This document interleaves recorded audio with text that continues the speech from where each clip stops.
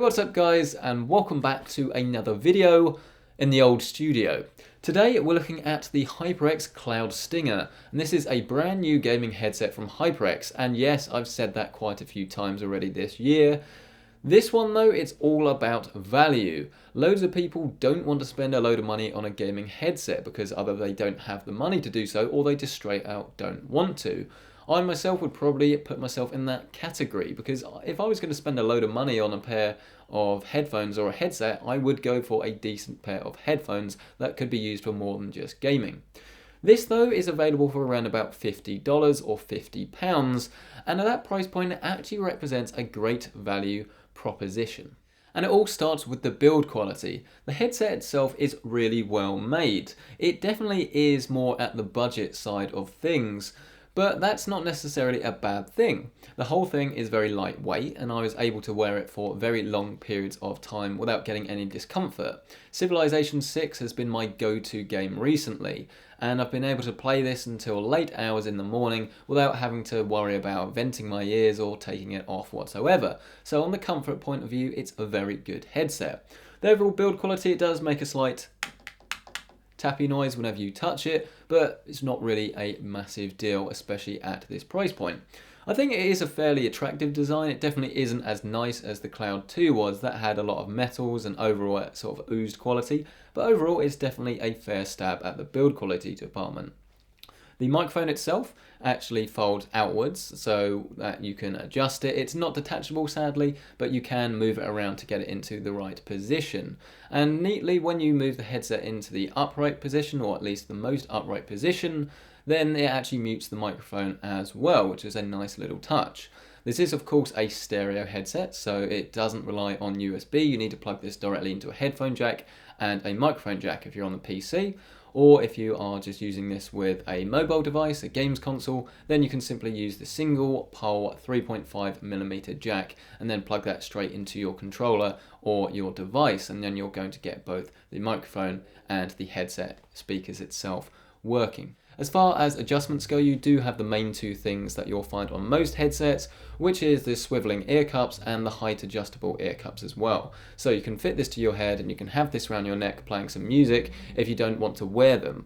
And overall, I have to say that while it's definitely got not the most feature-rich headset out there, it definitely gets all the basics covered and it gets them covered very well.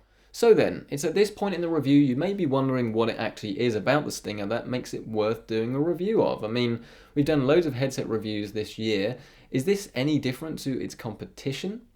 Well, the good news is that yes, it is, because it's a £50 headset that actually represents brilliant value for money, because the audio quality in this thing really is outstanding for its money. Normally I will say that it's good, not quite as good compared to a pair of headphones, but genuinely for £50, this really does sound like a £50 pair of headphones. I was very impressed listening to music on Spotify with how good songs did sound. There's a volume dial at the bottom of the headset that did throw me off slightly at the beginning when I was like, oh, this is a little bit quiet. But once I'd got over that, I really was enjoying using this headset. Because it is a stereo headset and not a USB headset, it is going to depend on the sound card or whatever device you're using. Thankfully, even using this on the front panel of my PC, I was able to get really nice clear audio. The vocals sounded great, the bass was nicely delivered with decent thuds without sounding too deep, midtones sounded great, and the highs were never screechy, and just overall it had a really nice sound signature that I really do recommend and have been enjoying listening to. The microphone quality, it is actually okay. I say this for pretty much every gaming headset because I really haven't found one yet. I really do think the microphone sounds excellent, but this sounds just as good as a load of other headsets, but it's a cheaper gaming headset.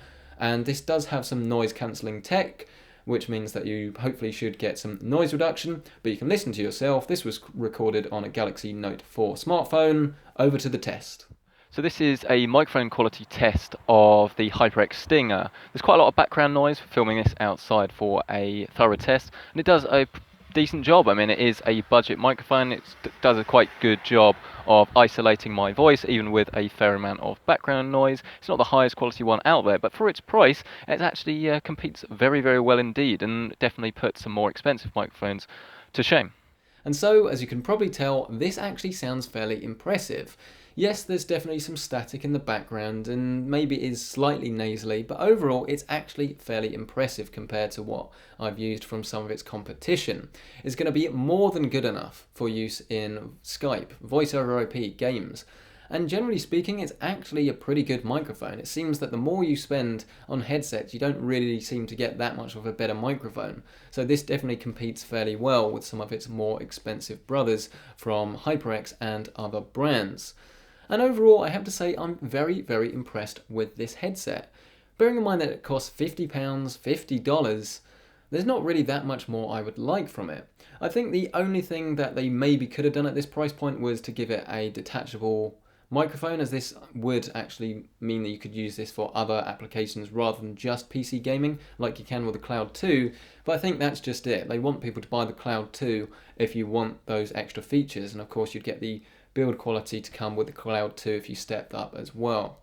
But overall, for £50, $50, I have to say I'm really, really impressed. It sounds great, it's lightweight, and there's not really that much more I would like, which is why I have no choice but to give it the Editor's Choice Award.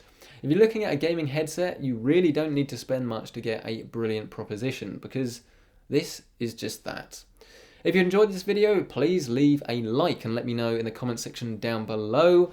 If you have any questions, again, comment section, or it's at PC Centric on Twitter. If you want to see some other reviews of other gaming headsets, I'll leave the playlist or other videos in the top right-hand corner. Don't forget to subscribe for more headset reviews and other computing reviews just like this one. If you want to see a budget gaming PC that could go nicely with this headset, then I did a video, again, in the top right-hand corner that will show you all about that. A massive thank you to HyperX for shipping this review sample to Overclockers UK, who shipped it to me. A massive thank you to Corsair for sponsoring this channel as always, and of course another thank you to you guys for watching. Thanks, and I'll see you in the next video. And synchronize the audio. Okay. Alexa, do you want to do this video for me? I don't feel like doing it today. Sorry, I didn't understand the question I heard. Bit rude.